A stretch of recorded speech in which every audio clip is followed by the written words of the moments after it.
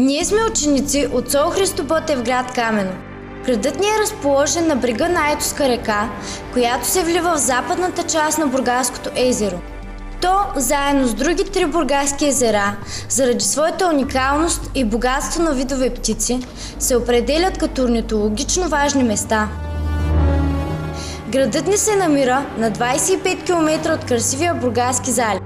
Свързваме морето преди всичко с много летни емоции и забавления, игри на плажа и романтични изживявания.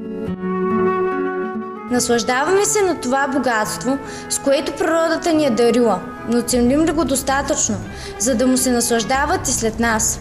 Ето какво видяхме и заснехме на красивия Бургаски залив.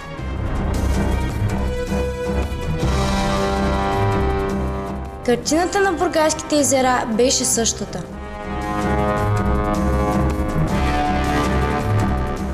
Това, което ние видяхме, предизвиква възмущение почти във всеки човек. Малко са тези, които предприемат някакви действия. Искаме да се къпим в чиста вода, да се разхождаме по чисти брегове. А какво правим, за да бъдат такива? Способността на морето да се самоизчиства не е безкрайна. Ние можем да му помогнем.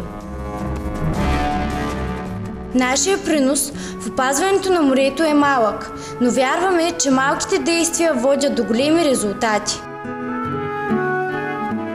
Организирахме разяснителна кампания в училище за замърсяването на морето, такова каквото ние го видяхме, и последиците от това. Надяваме се да направим повече млади хора съпричастни към нашата инициатива и в бъдеще да имаме повече съмишленици.